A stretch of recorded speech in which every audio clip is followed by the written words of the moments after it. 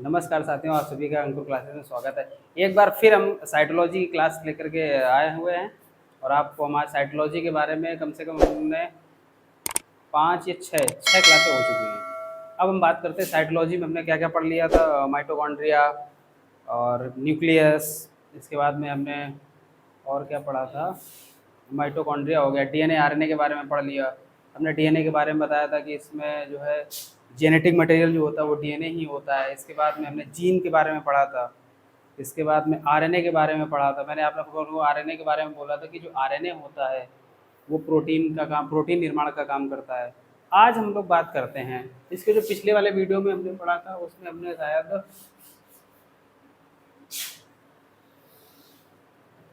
जो है आप लोगों को बताया होगा कि हमने शायद अंतःप्रद्रवी जालिका का नाम लिया था। आज हम उसी टॉपिक को आगे करते हैं। ये भी एक कोशिका का एक अंग है, कोशिकांग है। बात करते हैं इंडोप्लाज्मिक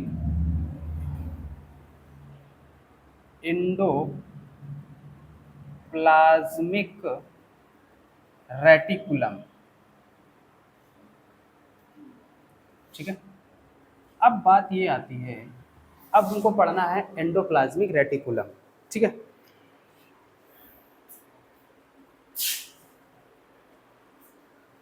तो सबसे पहले बात ये आती है कि इस इंडो का मतलब क्या होता है। जो ये इंडो वर्ड है इसका मतलब क्या होता है। इंडो का मतलब होता है अंदर या इन।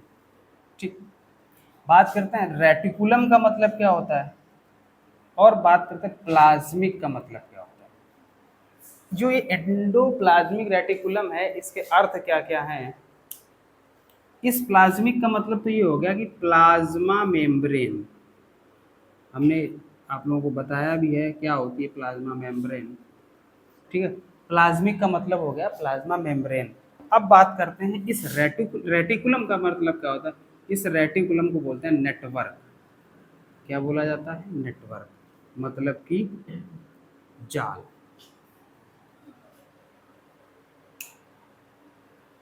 इसका अर्थ यही हुआ, हिंदी में इसको बोलते हैं अंतः प्रद्रवी प्रद्रवी जालिका। ठीक है, इसका हिंदी में अर्थ क्या है, अंतः प्रद्रवी जालिका। तो इसके नाम से ही पता चल रहा है कि ये सेल के अंदर प्लाज्मा मेम्ब्रेन, सेल के पास में मेम्ब्रेन होती है, प्लाज्मा मेम्ब्रेन, उसके अंदर ये फैला हुआ होता है। मतलब कि अगर हम बात करें, अगर ये डायग्राम है एक तरीके से कोई सेल है, उसके अंदर ये इस फॉर्म में ऐसे ऐसे ऐसे ऐसे पाया जाएगा। अब इसको आप लोग माइटोकॉन्ड्रिया मत समझना, क्योंकि वो डबल हेलिक्स होगा और वो यहाँ से कॉर्नर से जुड़ के आता है। ये इसके अंदर का ये का भाग बोला जाएगा इंडोप्लाज्मिक। जब आप लोग इसको डायग्राम में देखोगे तो आप लोगों को अच्छे से क्लियर होगा। ठीक है, अब बात करते हैं इसके आगे अगले टॉपिक की। इसके अगला पॉइंट क्या बनेगा, चलो वो देखते हैं। आप इतना लिखो,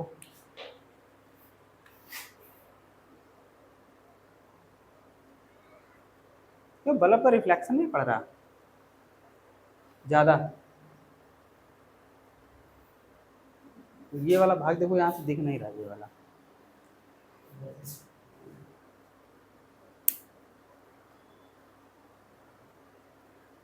तो अब जब ये बात आ गई, इसका अर्थ हुआ इंडो प्लाज्मा मेम्ब्रेन जाल, तो हम इसको ये बोल सकते हैं कि it is network of it is network of membrane inside the cell. इस इंडोप्लाज्मिक का पूरा अगर हम डिफिनेशन देखें या पूरा अर्थ इसका निकालने की कोशिश करें, it is network of membrane inside the cell. तो बात ये आती है बहुत सारी झिल्लियों का जाल। क्या बोलोगे हिंदी में आप, बहुत सारी झिल्लियों का जाल। ठीक है, मतलब कि देखो ये बहुत सारी है, कोशिका के अंदर एक झिल्ली टाइप का है, ये जो जाल बना हुआ एक तरीके का क्या है, जाल है। इसमें ऐसे भी करके आता है, मतलब और फिर इसमें क्या होगा, अभी आगे हम पॉइंट को और समझाने को क्लियर करेंगे, अभी नहीं समझा रहे हैं यहाँ पर, अभी ऐसे ही थोड़ा समझो। ठीक है, अब बात करते हैं कि जो एंडोप्लाज्मिक रेटिकुलम है इसको शॉर्ट फॉर्म में बोलते हैं ER, एंडोप्लाज्मिक रेटिकुलम। अब बात करते हैं कि ये प्रोकैरियोटिक में होता है कि नहीं होता है। प्रोकैरियोटिक सेल, तो ये प्रोकैरियोटिक सेल में अब्सेंट होगा। क्या होगा? अब्सेंट होगा। मतलब कि एंडोप्लाज्मिक रेटिकुलम जो है वो प्रोकैरियोटिक सेल में अनुपस्थित होता है, नहीं पाया जाता है। मैंने आप लोगों को बताया भी है, पहले ही क्लास में बताया था जब हम सेल के बारे में बता रहे थे कि सेल जो होंगे दो टाइप की होंगी, एक होगी हमारे पास प्रोकैरियोटिक और यूकैरियोटिक। प्रोकैरियोटिक में हमने आप लोगों को बैक्टीरिया के बारे में पढ़ाया था। अब बात करते हैं यूकैरियोटिक की। यूकैरियोटिक सेल, यूकैरियोटिक सेल में क्या होगा, ये प्रेजेंट होगा। ठीक, एक पॉइंट ये बन के आ गया। अब बात ये करते हैं कि इसकी डिस्कवरी किसने करी थी, इसकी खोज किसने करी थी। तो जो इसकी खोज करी थी वो पॉर्टर नाम के साइंटिस्ट थे। पॉर्टर, हिंदी में भी यही बोलेंगे, पॉर्टर। ठीक है, तो जो साइंटिस्ट थे जिन्होंने खोज करी थी एंडोप्लाज्मिक रेटिकुलम की, तो वो कौन थे? वो थे पॉर्टर। तो यहाँ से चीज़ें समझ में आई। एंडोप्लाज्मिक रेटिकुलम हम लोग पढ़ रहे हैं, ये कोशिका का ये भी एक अंग है। अब इसके साथ साथ में इसमें क्या, एंडो का मतलब होता है अंदर, प्लाज्मिक का मतलब होता है प्लाज्मा मेम्ब्रेन, और रेटिकुलम का मतलब होता है नेटवर्क, जिसको जाल बोलते हैं हिंदी में। फिर इसको अगर हम एक लैंग्वेज में लेकर गए तो it is network of membrane inside the cell, बहुत सारी झिल्लियों का जाल होता है। प्रोकैरियोटिक सेल में नहीं पाया जाएगा, यूकैरियोटिक सेल में प्रेजेंट होगा। इसकी डिस्कवरी जो करी थी वो पॉर्टर ने करी थी। ठीक है, इतना नोट करो, फिर समझाएं।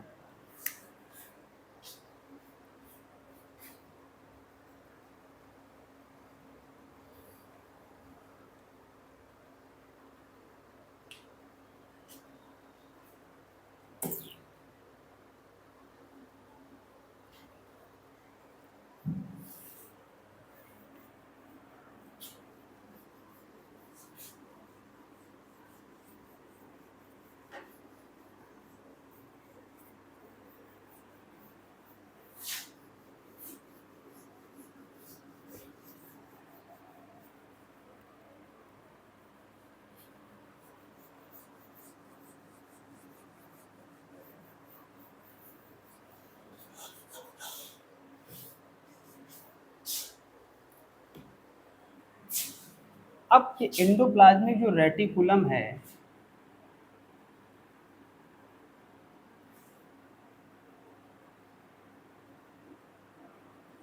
ER, इसको हम लोग दो पार्टों में बांटेंगे। ठीक है, मैंने एक आप लोगों को एक पार्ट बताया था रफ एंडोप्लाज्मिक रेटिकुलम, मतलब कि खुरदरी या खुरदरा बोल सकते हो इसको, खुरदरा अंतः प्रद्रवी जालिका। खुरदरा भी बोल सकते हो, खुरदरी भी बोल सकते हो, खुरदरी लिख लो। ठीक है, दूसरा होता है स्मूद,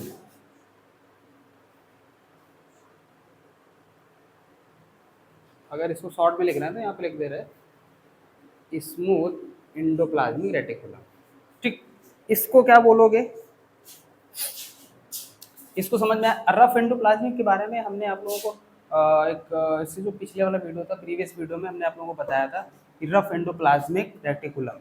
अब इसको समझते हैं, ये रफ एंडोप्लाज्मिक रेटिकुलम, इसका मतलब ये हुआ जो एंडोप्लाज्मिक रेटिकुलम है ये दो भागों में है। ये क्वेश्चन पूछा जाता है कि एंडोप्लाज्मिक रेटिकुलम के कितने भाग होते हैं, दो भाग होते हैं, एक होता है रफ एंडोप्लाज्मिक और एक होता है स्मूथ एंडोप्लाज्मिक। ठीक है, या इसको स्मूथ वाले को क्या बोल सकते हैं, चिकनी, चिकनी प्रद्रवी जालिका। ठीक है, ये पॉइंट समझ में आया यहाँ तक। मतलब कहने का ये है, अगर ये हमारे पास सेल है, समझना इस चीज़ को, ये अंतःप्रद्रवी जालिका है, कुछ भी बना सकते हैं, ठीक है। इसका मतलब ये हुआ कि हमने बोला कि दो पार्टों में, खुरदरी अंतःप्रद्रवी और चिकनी, तो जिसके ऊपर राइबोसोम पाए जाएंगे, क्या पाए जाएंगे, राइबोसोम्स, और जिसके पास नहीं पाए जाएंगे तो वो तो स्मूथ एंडोप्लाज्मिक रेटिकुलम है, चिकनी। लेकिन जिसके ऊपर राइबोसोम पाया जाएगा वो क्या कहलाएगा, खुरदरी अंतराप्रद्रवी जालिका। तो इसका मतलब ये हुआ, इसका जो पॉइंट बनेगा, तो सबसे पहले पॉइंट यही बनेगा कि राइबोसोम इज प्रेजेंट। तो इसमें क्या हो जाएगा, राइबोसोम एब्सेंट।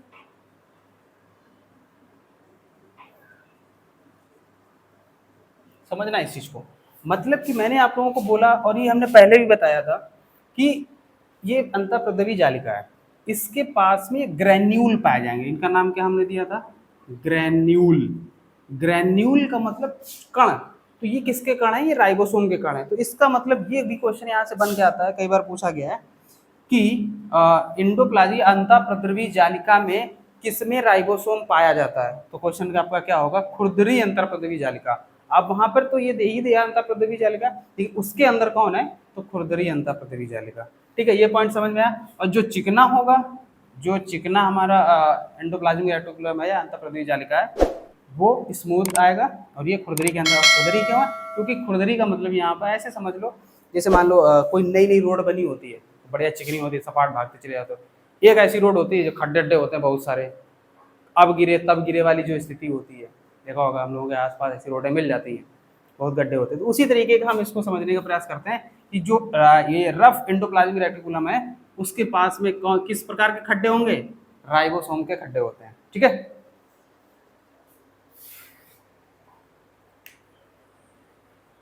अच्छा एक चीज और है, अगर इसको डायग्राम के माध्यम से दोबारा समझें, एक हम इधर बना रहे हैं डायग्राम, इसको समझना है इस चीज को।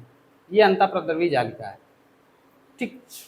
जो अंतःप्रद्रवी जालिका, एक हमने आपको न्यूक्लियस पढ़ाया था, क्या पढ़ाया था, न्यूक्लियस पढ़ाया था। और ये वाली मेम्ब्रेन सेल मेम्ब्रेन है। तो ये खुरदरी वाली जो अंतःप्रद्रवी जालिका है, जो एंडोप्लाज्मिक रेटिकुलम है, तो ये अगला पॉइंट ये बनेगा, जो अगला पॉइंट बनेगा जो न्यूक्लियस के पास होगा। तो वो न्यूक्लियस के पास कौन, क्योंकि न्यूक्लियस के पास क्या है, राइबोसोम। तो अब सबसे पहले पॉइंट क्या बनेगा कि नियर बाई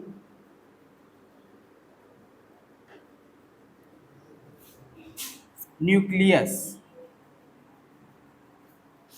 तो न्यूक्लियस के पास खुरदरी अंतःप्रद्रवी जालिका पाई जाएगी। मैंने आपको उस डायग्राम के माध्यम से थोड़ा सा समझाने का प्रयास किया है। मैंने ये कोशिका बनाई, कोशिका के अंदर ये न्यूक्लियस है और ये अंतःप्रद्रवी जालिका है। तो जो अंतःप्रद्रवी जालिका न्यूक्लियस के पास होगी उसको क्या बोलोगे, नियर बाय न्यूक्लियस, मतलब कि केंद्रक के आसपास, केंद्रक के आसपास। और फिर मैंने आपको ये एक बताया, ये वाला ऐसे करके इधर डायग्राम बनता चला है।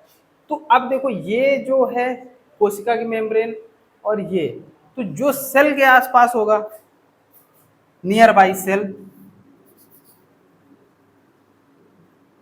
नियर बाई सेल, मतलब कि कोशिका के आसपास,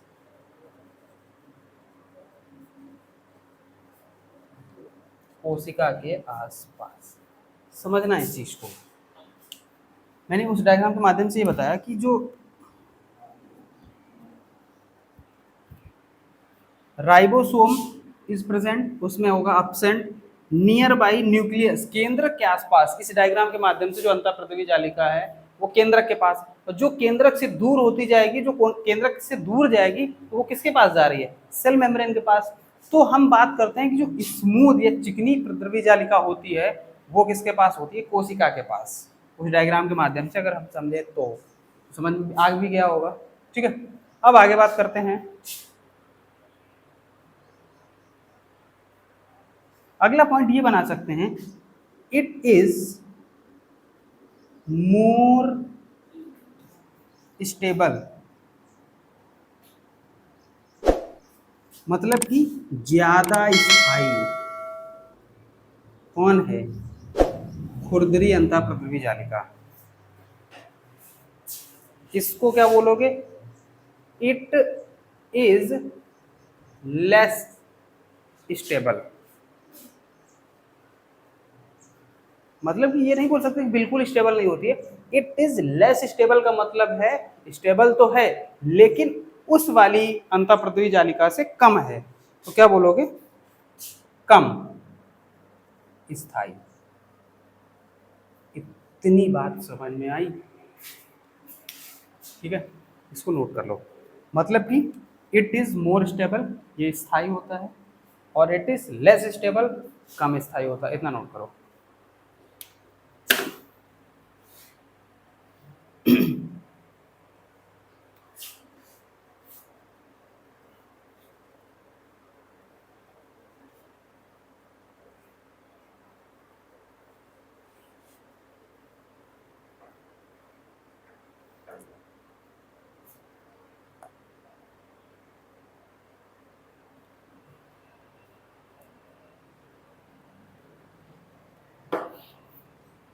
अगला पॉइंट बनेगा, इतना नोट हो गया है, हटा रहा है फिर बता रहा है।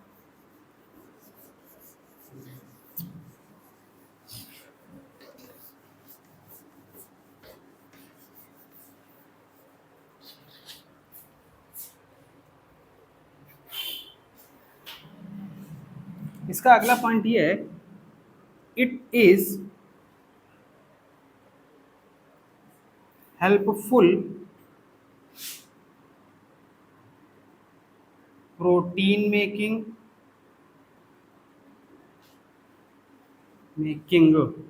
And synthesis.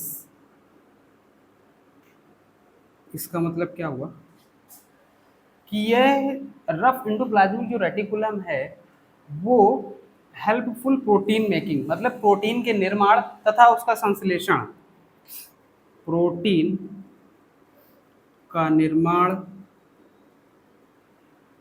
तथा संश्लेषण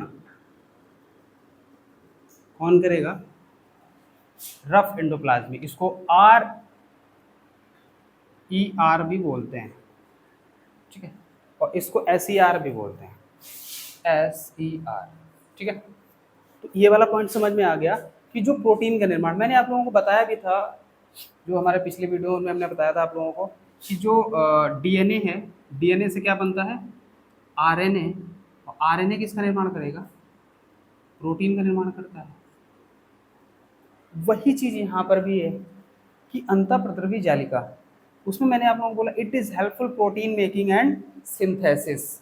जो काम RNA कर रहा था वो काम कौन कर रहा है? Rough endoplasmic reticulum, RER। ठीक है, ये क्या काम करेगी? ये लिपिड के सिंथेसिस में काम करेगी। सिंथेसिस मतलब कि वसा के संश्लेषण में, वसा के संश्लेषण।